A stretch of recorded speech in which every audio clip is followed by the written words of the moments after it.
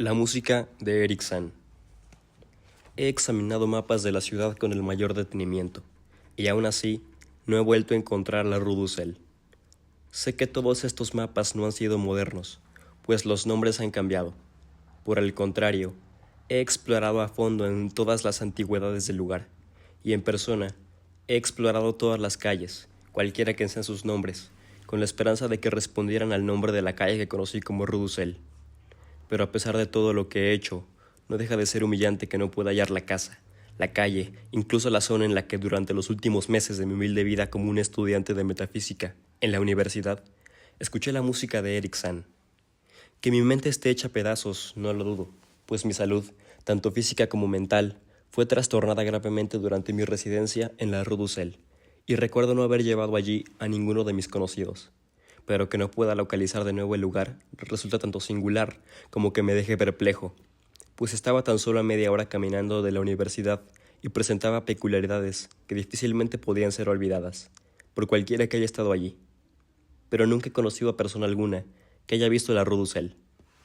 La Rue du Sel se encuentra cruzando un oscuro río bordeado de empinados almacenes de ladrillo, de empañadas ventanas, y al cual se accede a través de un pesado puente de piedras ennegrecidas.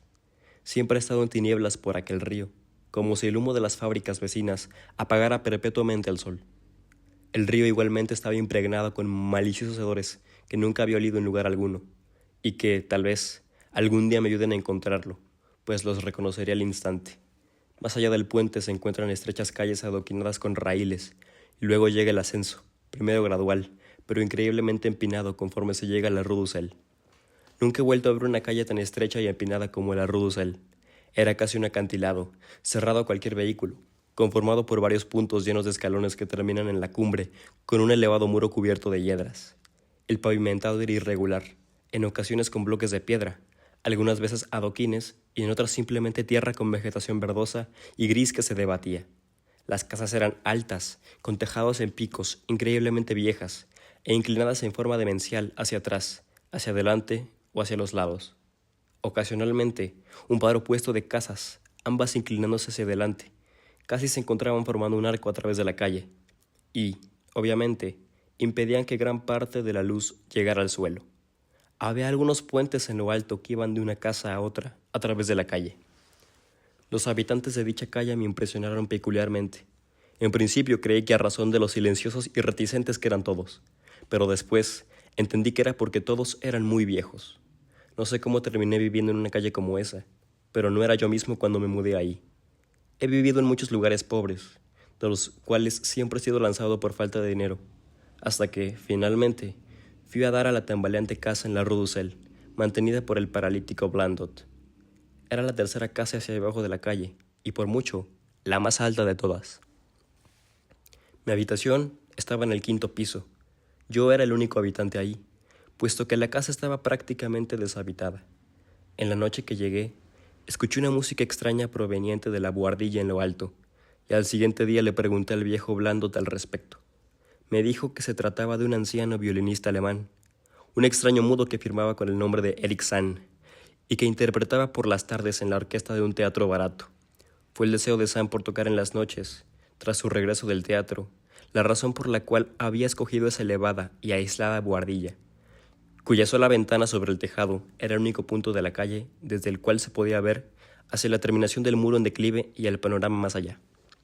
Desde entonces, escuché a Sam todas las noches, y aunque me mantenía despierto, fui perseguido por lo enrarecido de su música. A pesar de lo poco que sabía respecto de dicho arte, estaba seguro de que ninguna de sus armonías tenía relación con música alguna que haya escuchado con anterioridad, y concluí, entonces, que él era un compositor de un genio marcadamente original. Conforme más escuchaba, más me fascinaba, hasta que tras una semana decidí hacer contacto con el anciano. Una noche, mientras regresaba de su trabajo, intercepté a Sam en el pasillo y le dije que me gustaría conocerlo y estar con él cuando tocara. Era una persona pequeña, delgada y encorvada, con ropas andrajosas, ojos azules, grotesco, con rostro de sátiro y cabeza casi calva. Y ante mis primeras palabras pareció tanto furioso como asustado. Mi actitud amistosa, sin embargo, terminó por seducirlo, y de mala gana me indicó que lo siguiera hacia las oscuras, chirriantes y desvencijadas escaleras que llevaban hacia el desván. Su cuarto, uno de los dos únicos en la inclinada buhardilla, estaba del lado oeste, frente al alto muro que formaba el extremo superior de la calle. Era amplio y parecía serlo aún más debido a la extraordinaria desnudez y descuido en que se hallaba. Sus únicos muebles eran el reducido esqueleto de hierro de una cama, un sucio lavamanos, una mesa pequeña, un librero enorme, un atril y 3 sillas viejas. Hojas pautadas descansaban apiladas en desorden sobre el piso.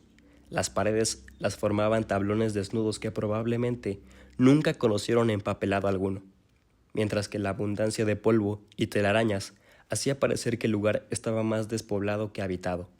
Evidentemente, el mundo de bellezas de Eric Sand se hallaba en algún alejado cosmos de la imaginación. Invitándome a sentar, el hombre cerró la puerta, le dio vuelta al enorme cerrojo de madera y encendió una vela para ofrecer más luz junto a la que traía consigo. Entonces sacó su violín de su empolvado estuche, lo tomó y se sentó en la silla menos cómoda. No utilizó el atril, y sin otra opción tocó de memoria encantándome por más de una hora con compases que nunca había escuchado con anterioridad, compases que debieron ser de su propio ingenio.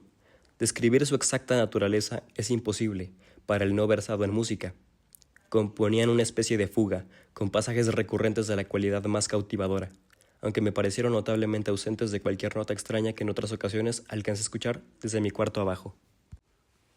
Recordaba aquellas encantadoras notas, y constantemente las había tarareado y silbado sin precisión en soledad. Así que cuando el ejecutante bajó largamente su arco, le inquirí si podía interpretar algunas de ellas. Conforme al comencé mi solicitud, el arrugado rostro de sátiro perdió la ausente placidez que poseyó durante la ejecución, y pareció mostrar entonces la misma curiosa mezcla de coraje y miedo que percibí cuando acosé al viejo por primera vez. Por un momento, estuve inclinado a utilizar la persuasión, aprovechando de manera ligera los caprichos de la vejez. E incluso intenté despertar al extraño humor de mi vecino al silbar unos pocos compases de los que escuché la noche anterior.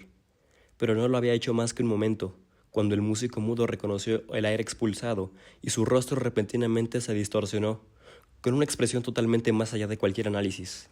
Y su larga, fría y huesuda mano de derecha se estiró para tapar mi boca y acallar la cruda imitación. Al hacer esto, demostró aún más su excentricidad al dirigir una mirada hacia la cortina de la solitaria ventana, como si temiera un intruso, una mirada dudosamente absurda, puesto que la buhardilla permanece alta e inaccesible sobre todas las adyacentes cornisas, siendo esta ventana el único punto en la inclinada calle, como el conserje me había dicho, desde el cual podía verse más allá del muro en la cima. La mirada del anciano me trajo a la memoria lo dicho por Blandot, y encaprichado de cierta manera, sentí la necesidad de mirar sobre el amplio y mareador panorama de cornisas bañadas en luz de luna, y luces de ciudad más allá de la punta de la colina, y que, entre todos los habitantes de la Rue du Sel, únicamente este contrahecho músico puede ver. Me dirigí hacia la ventana, y a punto estuve de hacer a un lado las corrientes cortinas, cuando una furia aterradora aún más grande que la anterior, el mudo habitante estaba nuevamente sobre mí, en esta ocasión señalando con su cabeza hacia la puerta, mientras nerviosamente se esforzó en arrastrarme hacia allá con ambas manos. Ahora, totalmente molesto con mi anfitrión, le ordené que me soltara, y le dije que me iría de una vez. Su apretón se relajó, y al ver lo disgustado y ofendido que me encontraba, su propia furia pareció disminuir. Ajustó entonces su apretón, pero esta vez de una manera amigable, poniéndome sobre una silla, con apariencia de desilusión. Cruzó hacia la desordenada mesa, donde con un lápiz comenzó a escribir en un francés complicado, propio de un extranjero. La nota que finalmente me entregó fue un llamado a la tolerancia y al perdón. Sand dijo que era viejo, solitario y afligido con extraños miedos y desórdenes nerviosos relacionados con su música y otras cosas. Había disfrutado de mi presencia e interés por su música y deseaba que regresara de nuevo y que no le diera importancia a sus excentricidades. Pero él no podía tocar para otros sus extrañas armonías, y no podría soportar escucharlas interpretadas por otros, ni que sus cosas fueran tocadas por manos extrañas en su cuarto. Fue hasta nuestra conversación en el pasillo cuando supo que yo podía escuchar hasta mi cuarto su ejecución, y ahora me pedía, de ser posible, que acordara con Blandot cambiarme a un cuarto más abajo, en el que no pudiera escucharlo en la noche. Él podría, escribió, sufragar la diferencia en la renta. Mientras sentado intentaba descifrar el abominable francés, me sentí más condescendiente para con el anciano, era víctima de sufrimiento físico y nervioso, como lo era yo, pero mis estudios metafísicos me habían enseñado a ser afable. Del silencio vino un ligero sonido desde la ventana. La contraventana seguramente provocó un traqueteo en el viento nocturno, y por alguna razón me sobresalté casi de manera tan violenta como lo hizo Erikson. Así que, cuando terminé de leer, le di un apretón de mano a mi anfitrión y partí como amigo. Al día siguiente, Blandot me dio un cuarto más caro en el tercer piso, entre el cuarto de un avejentado prestamista y el de un respetable tapicero. En el cuarto piso no había nadie.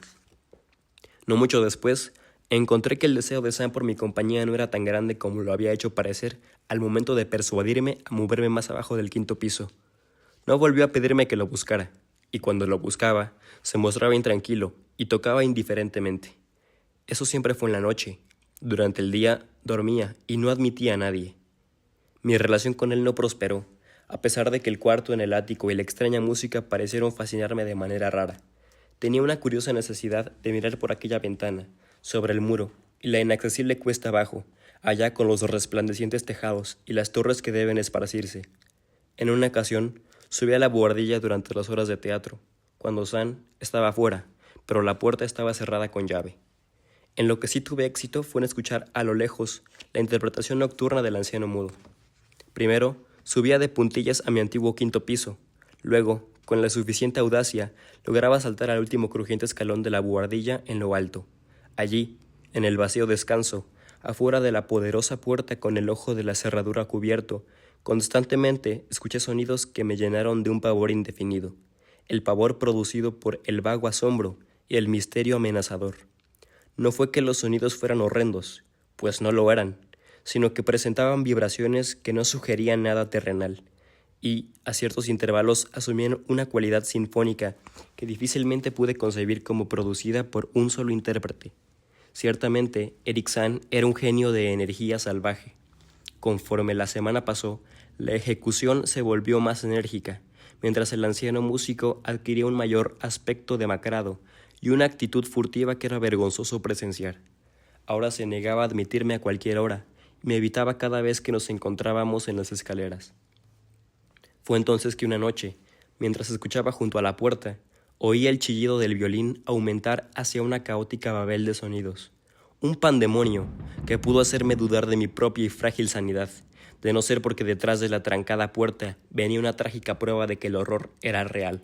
El horrible e inarticulado llanto que solo un mudo puede producir y que surge únicamente en los momentos del miedo y la angustia más terribles. Toqué repetidamente a la puerta, pero no recibí respuesta.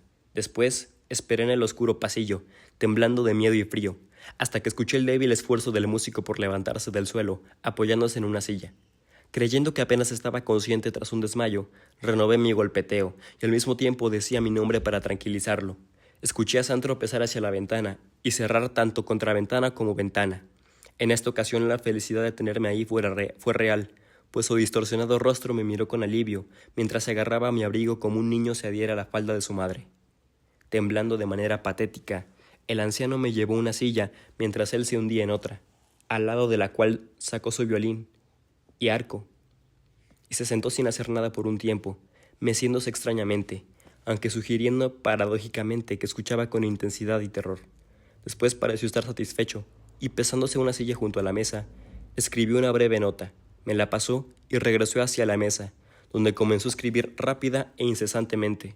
La nota me imploraba en nombre de la misericordia, y por lo que más quisiera, que esperara en donde estaba mientras él preparaba una crónica completa en alemán de todas las maravillas y terrores que lo asediaban. Esperé y el lápiz del hombre mudo fluyó.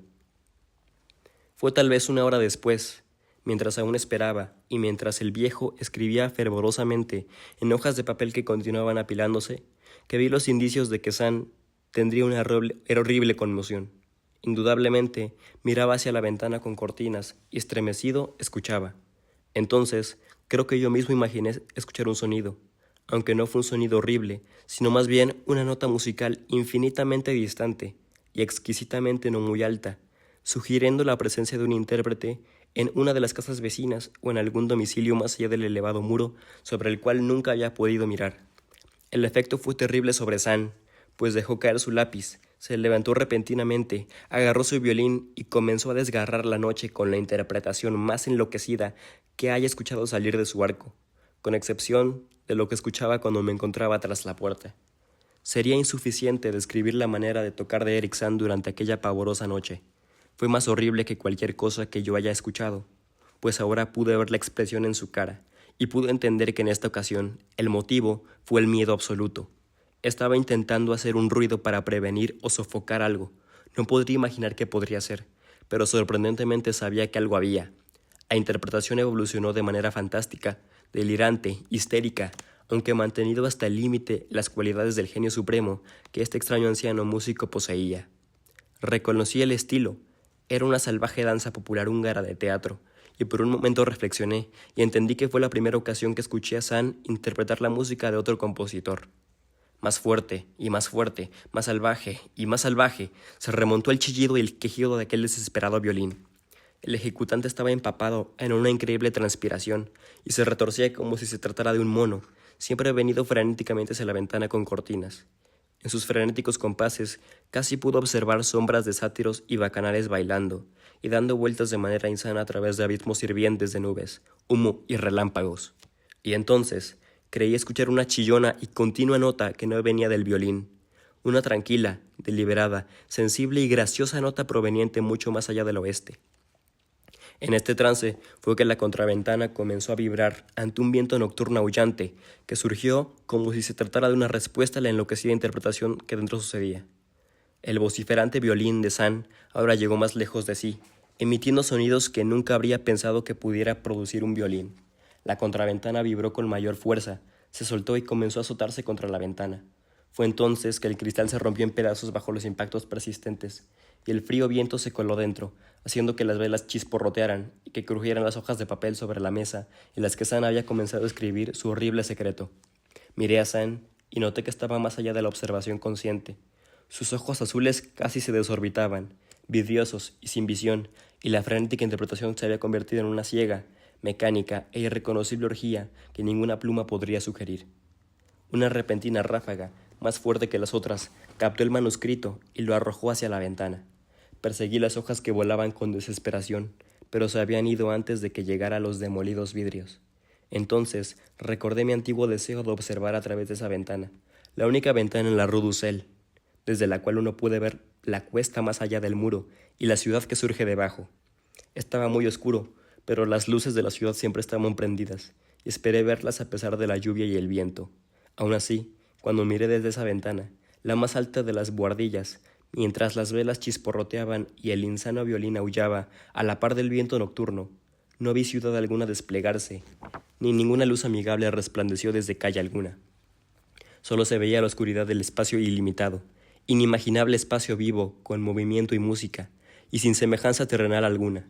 Y mientras permanecía ahí, viendo con terror, el viento voló ambas velas en esa antigua buhardilla elevada, dejándome en una salvaje e impenetrable oscuridad en caos y pandemonio, y con la locura endemoniada del violín que aullaba detrás de mí. Permanecí pasmado en la oscuridad, sin los medios para encender una luz, chocando con la mesa, volteando una silla y a tientas llegando a donde las tinieblas gritaban con música impactante. Podía intentar al menos salvarme junto a Eric Sand, cualquiera fuera el poder que supusiera a mí. En cierto momento creí que algo escalofriante me había rozado y grité, pero mi grito se perdía en el estruendo del horroroso violín. De repente, de entre la oscuridad, se asomó el arco como una sierra, y supe entonces que estaba cerca del intérprete. Más adelante alcancé el respaldo de la silla de Sand, y luego encontré y agité su hombro en un esfuerzo para que volviera en sí. No respondió, y el violín continuó chirriando sin detenerse. Acerqué mi mano a su cabeza, se tambaleaba, y pude detenerla, y le grité en la oreja que debíamos escaparnos de las cosas desconocidas en la noche. Pero ni caso me hizo, ni detuvo su inigualable música. Entretanto, extrañas corrientes de aire a través de toda la buhardilla parecían bailar y pronunciar voces disonantes en la oscuridad. Me estremecí cuando mi mano tocó su oreja, y hasta que sentí su paralizado rostro supe la razón. El congelado, entiesado y sin respirar rostro, cuyos vidriosos ojos se esforzaban en vano por entender el abismo. Y entonces, milagrosamente, encontré la puerta y el enorme picaporte de madera, y de manera salvaje me lancé lejos de aquellos ojos cristalinos en la oscuridad y del aullido de ultratumba que ese maldito violín, cuya furia crecía incluso conforme más me alejaba. Iba saltando, flotando y volando hacia abajo de esas interminables escaleras, a través de la oscura casa, corriendo demencialmente hacia la despoblada, inclinada y antigua calle de desniveladas y enladrilladas casas, dando pasos estrepitosos sobre los guijarros rumbo a la calle más abajo, y hacia el putrefacto río amurallado, jadeando a través del enorme puente en tinieblas que da hacia las amplias y más seguras calles y bulevares que conocemos. Todas estas son impresionantes terribles que permanecen conmigo. Y recuerdo que no había viento, que la luna se encontraba ausente y que todas las luces de la ciudad centelleaban. A pesar de mi búsqueda y mis investigaciones más cuidadosas, nunca más he podido encontrar la Rue du Sel. Pero no es algo que sienta realmente, ya sea por esto o por la pérdida en abismos nunca soñados de las hojas con los secretos escritos que guardaban la única explicación a la música de Eric Sand.